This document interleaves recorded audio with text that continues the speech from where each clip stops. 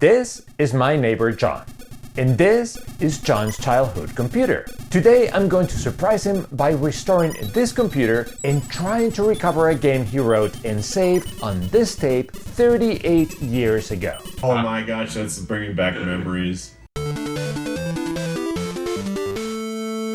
This story starts about a year ago. I was sitting at the lab in the new location, and I noticed that someone in a local Facebook group was giving away a very nice Trinitron CRT TV for free. That's great because I didn't have any NTSC TVs, and especially not one with an S-video input. So I contacted him, which it turns out it was John, and agreed to swing by to pick it up. It turns out that once I got there, John had looked at my personal profile and saw that I was into retro computers. So in addition to the TV, he pulled out this box.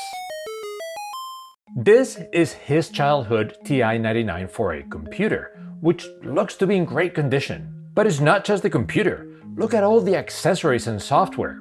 2 joysticks, a speech synthesizer, tons of cartridges, but probably the most unique thing about this whole lot is this tape. It turns out that John was writing a computer game at the time and he saved it in this tape. So in addition to the awesome TV, he actually donated the whole lot to me, but with one condition. He said that if I manage to get it working, he wants to come to the lab and check it out. So today it's time to make good on that promise. I'm going to try to restore the computer and get it working and invite John over. But I'm also going to try to retrieve the contents of this tape. And if I do, I'm going to try to surprise John with his own childhood game. I want to take a quick second to talk about today's sponsor, Brilliant.org.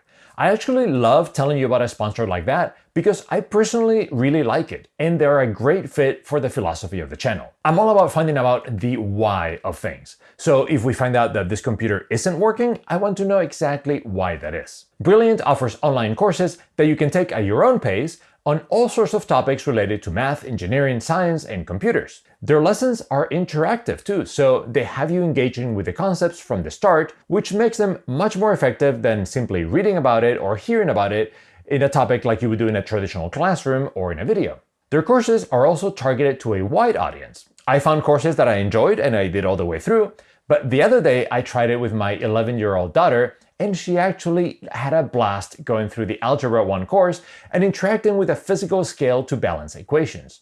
So definitely consider them for children and teenagers as well. So if you're interested, you can check out everything that Brilliant.org has to offer for free by visiting Brilliant.org Noel's RetroLab.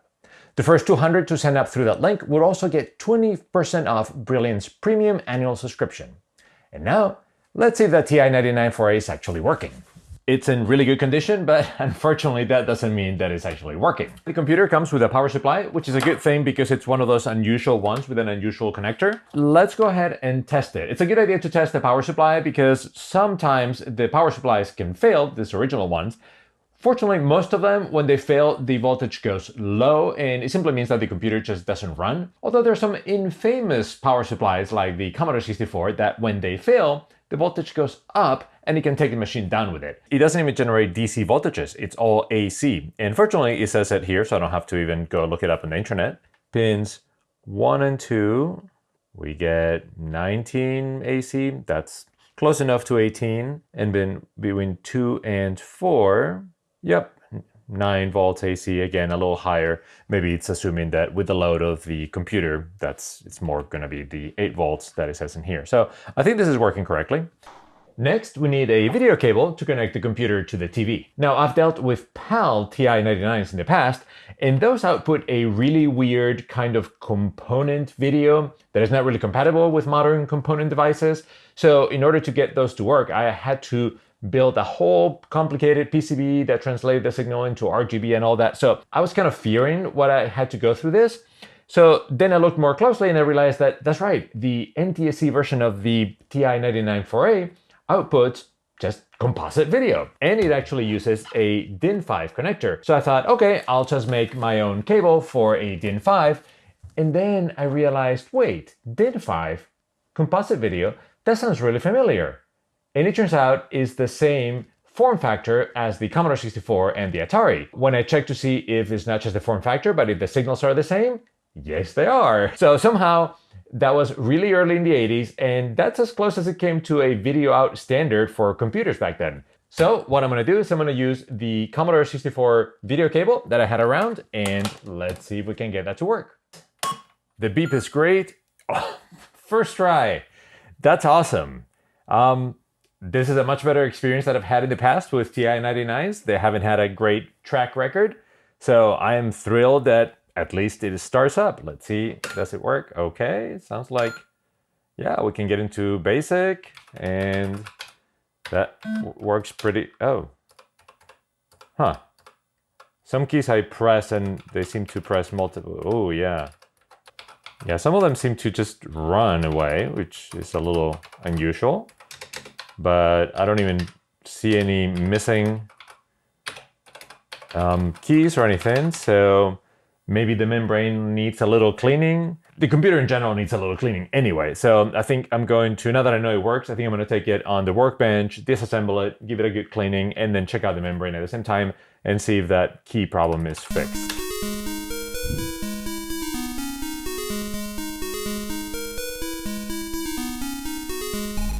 Disassembling a TI-99 4A is a bit of a pain as usual. It's fitted in the case like a puzzle, and especially with the RF shield, it makes it extra tough to remove. On the other hand, it does keep the main board pretty clean though, so there's always that. Oh, so this keyboard doesn't use a membrane as I thought, but some other kind of spring-based mechanism. So with a microscope, we can actually see that keyboard mechanism close up, and it's very cool. I hadn't seen anything quite like this. So when the key is pressed, there is a spring mechanism there, and that makes contact. And it's interesting that it's 4 little taps on one side and a continuous one on the other one. And I wonder if that was causing the multiple key presses. In any case, I'm going to try to clean them all with some contact cleaner and then see if that improves our problem. I'm also going to apply some contact cleaner to the on-off switch and hope that it makes it a little easier to slide. And I'll also give the keys and the case a good soaping and scrubbing off camera. While I'm waiting for the keys and the case to completely dry out, let's start thinking about the tape. John didn't give me too many details, just that he remembers making a game on the computer and saving it to a tape. These are the 2 tapes that came with John's computer, and this one looks like just a commercial tape. This one looks a lot more promising. And my first thought was like, oh wow, he gave his game a really cool name. Ozark Mountain Daredevil's Chicken Train. What an unusual name for a computer game. Chicken train running all day, can't get on, can't get off. Well, I guess that's not the game. However, on the other side, things look a lot more promising. Here we have something, I can't even tell what it says, and then something even more generic, Quest. And those numbers are probably the counter number, and there even says basic. So maybe Quest was his game, I don't know, but this is definitely my guess. Oh, another good tip is that the tape has been rewound to this side, as you can see here. So he was probably using that more than the Chicken Train concert. Of course, it's also possible that the game is in one of these 3 floppy disks that came with the set as well. This one is blank, so doesn't tell me much. This one, at first I thought it was blank as well, but you can kind of make some names in there. I'm guessing those are just copies of pirated games. However, this last one again looks very promising. This is my disk. And actually the most interesting thing about this one is that we have the year that this was written in, so 1985. I imagine that this is about 1985 as well, which makes all of this about 38 years old, which is very cool and scary how delicate it can be. Today I'm not going to deal with the floppy disk drive because that's a whole job in itself, and I want to do a deep recovery of the floppy disks as well. So let's hope that the game he's looking for is in this tape.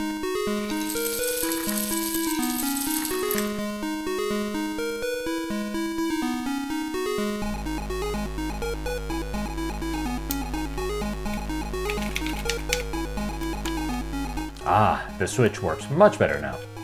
And the final touch. Okay, that cleaned up really nicely. The keys are looking great, the case is looking great, so let's go over to the TV and see if we fixed the key bouncing problem. That seems really good. Let's see. Perfect. Keyboard seems to be fixed. I'm a little nervous because I've never tried recovering data from a unique tape like this. The thing I'm scared about is that by reading the tape, we may damage it. The read head is going to rub against the tape itself, and that might remove the magnetic media. We may only have one shot at reading this correctly.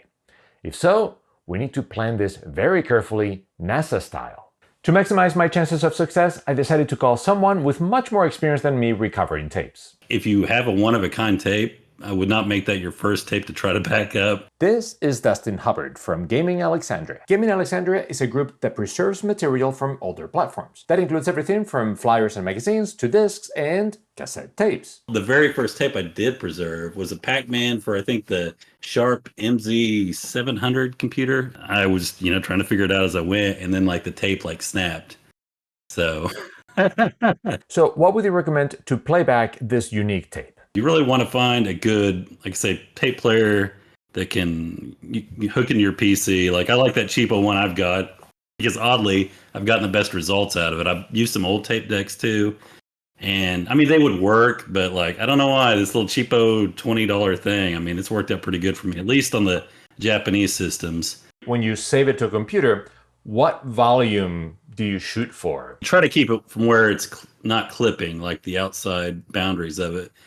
And some people say record small and cleanly, but I've had better luck the whole time myself. I don't know why, but doing it kind of pretty close to the boundaries of the clipping. Okay, here's the plan. We need to play back that tape without destroying it once at least. Then we need to record that playback into a computer. Then we may need to do some processing on that playback. And then finally, we need to feed that into the TI-99 4A and read it back. I'm going to make sure that each of those steps is working individually and then put them all together. Okay, let's do this. The first step is to play back the tape. For that, we need a tape deck, but it turns out I didn't have one. So I went on eBay to browse, and as it often happens when you browse on eBay, this happened. I ended up with 5 of them instead of 1, but they were really cheap and they're not really tested, so I'm hoping one of them at least works. I actually love seeing the progression of them. The older ones are kind of chunky and straight lines, and then they get progressively thinner and slimmer and curvier. This is the best way that I can figure out how to test whether the tape decks are working or not. I'm going to use this computer that I know is working, and I'm going to use this tape that I know is also working. This is actually a home recording of some games, and this is great because it's going to match a little bit what we're trying to load in the TI-99. So I'm going to try loading that in each of the tape decks, and then we'll see if that works or not.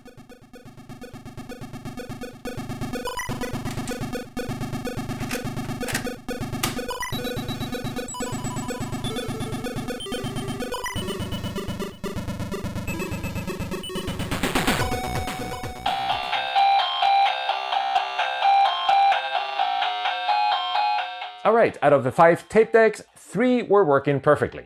These 2 were not, this one wasn't even moving the tape, and this other one was way too fast, so they definitely need some fixing. I was kind of bummed because these are the Radio Shack ones, which is the ones that I most wanted, so I will definitely repair them at some point. If that's something you'd be interested in watching a video about, let me know in the comments. So out of these 3, I'm gonna go with the Sanyo for the rest of the tests. It may not be as reliable as the Sony, but what can I say? I'm just a sucker for those old straight edges and the old-fashioned lines. I'm going to connect a mono audio jack to the ear port of the tape deck, and all I have to do is play back. We need to make sure that the volume is right, so we don't clip the signal. Okay, volume is perfect. Yeah, that looks perfect. So let's see what the signal sounds like once it's recorded. So I'm hearing some noise, but it's not bad at all. If it is, we can put a filter to remove some of that noise. We may have to play with the amplitude. It may not be enough for the computer, or it may be too much, so we can see that once we try to load it. The good thing is that once we've captured the actual tape, then we can iterate on this many, many times because nothing is going to happen. For the next step, let's see if I can take the recording I just did and load it in the Amstrad. Okay, it detects the file correctly. And yeah, it seems to load it without any problems. Easy peasy. And now for the final link, seeing if we can upload a program from a WAV file to the TI-99 4A. So I downloaded some WAV files of TI-99 basic programs from the internet, and for now I put them on the SVI Cas, which is an awesome cassette emulator. We could have done the same thing from a computer, this is just much easier. And let's see if this works. So one of the things you have to know is the arcane command to load something from cassette on the TI-99, and that is old CS1. There we go. And we can even hear the sound, which is very nice. The same thing as with the Amstrad. Great, it just finished, data okay. So yeah, this looks great. Let's run the program.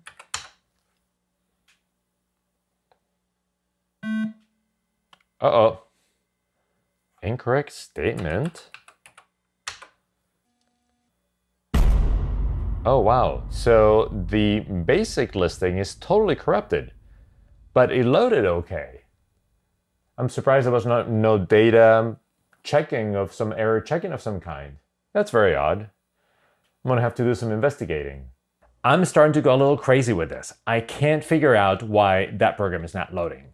I've tried different WAV files and they all do the same. I've tried WAV files from different sources, they all do the same. Then I started thinking maybe there's something wrong with the TI-99, the load-in circuitry. But then I thought, wait, I could try this in an emulator. So I tried it in an emulator and it does the same thing. So I don't know what's going on. And I told John that he could come by the lab tomorrow. So I'm not sure that's gonna be possible now. I better do some more research. I think I just figured this one out. I spent so long and I had forgotten about this. This is the TI Extended Basic. And pretty much anybody who did any basic programming on this machine used this cartridge back in the day. And this added new features and new opcode. So probably what we were seeing earlier was not a corrupt basic program because it passed checksums or whatever this does. I don't know what it does, but I'm sure it has to have some kind of checksum. It was loading opcodes that were only valid in TI Extended Basic. So I haven't tested it yet, but once I thought about it, I'm like, that had to be it. So let's try it. So I just selected Extended Basic. Okay. That was it. Oh, wow. I can't believe I didn't figure this one earlier. This is probably my lack of experience with the machine. An experienced TI-99 user would have figured that out right away. Wow, what a relief. Okay, so we may still be able to show everything to John the way I was hoping to. All right, this is it. Moment of truth. Here goes the real tape. First, gonna have to rewind it all the way. So hopefully it won't break when I do that. And let's do this. Okay, the volume is perfect. It could be higher than that, but I don't want to risk it. I can always amplify it in Audacity. And now we just wait. Okay, that's probably the end of the second program. And this has been 5 minutes so far. Yep, that's it. I think we got it. And while we're here all set up, I should probably also do this other tape that came with it. This is Wizard's Dominion. This is a commercial software. We might as well. I probably should have done it before the other one, just in case it was something horribly wrong, but might as well do it. Let's start loading the commercial program first, the Wizard's Domain. Okay, no errors so far. Wow, it loaded. Is it really possible? Wow, there you go. It actually worked. And yeah, so American Software Design. Yeah, this was clearly a commercial release.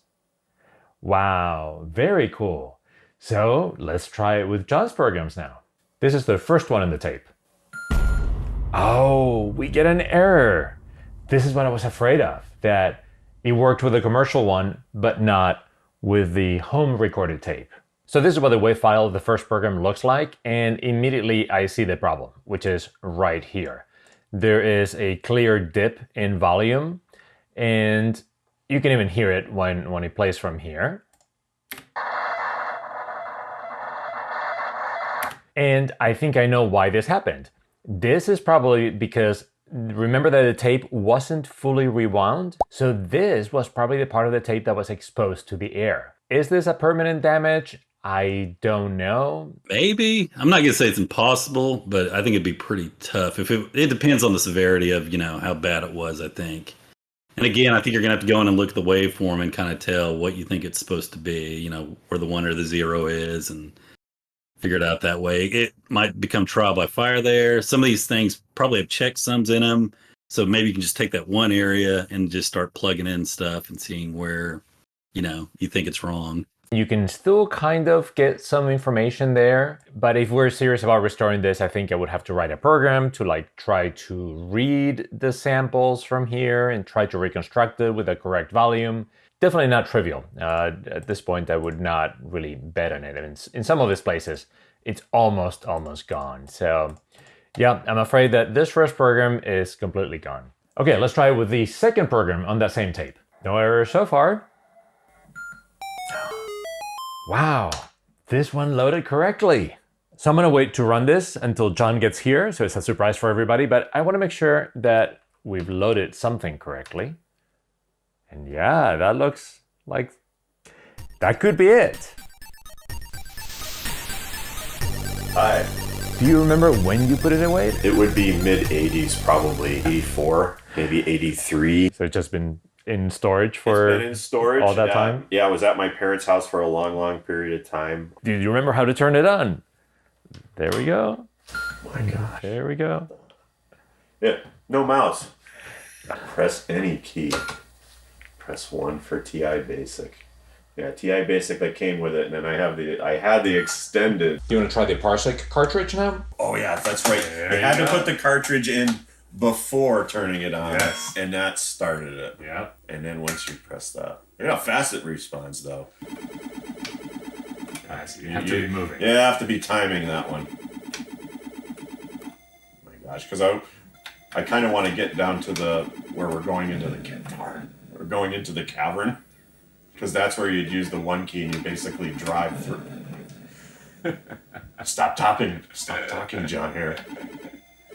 I think I played this thing for hours. And of course, this was after the Ataris too, right? So this was like pretty impressive. And it looks like my skill set is way bad. Do you want to try the speech synthesizer? I'm up for anything. Oh, yes, I remember the sound. Oh, yeah. This is going to be stuck in my head now for the rest of the day. 1982. Boy, this brings back so many memories. Oh, gosh. Touch any key to go on. That's pretty cool. Oh, my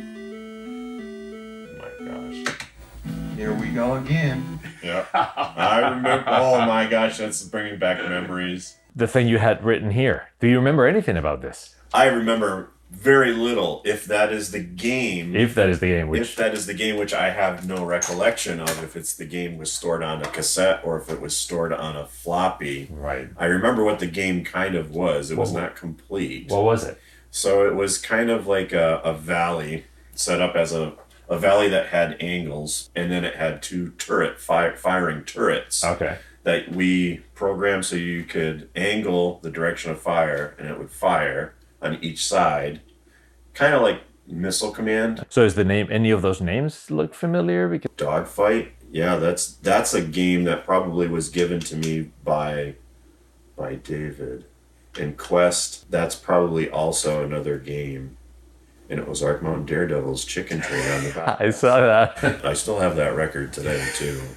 So then maybe your game is in the floppy disk, which we That haven't would got. probably be better. So from there, I wasn't able to recover the first one. The second one loads though. Really? So wanna try it? Sure, let's go for The it. Quest See if I one, can even if it's remember. not your own. So See if I can remember. So I got this far and I haven't even tried it yet. So I was waiting for you. So I'm hoping that it was your game, but I guess it was just your friend's game. Pretty sure it's not that game that we were. All right. Doing. You're outside a small castle. This is a word prompt game, so it's kind of like Dungeons and Dragons.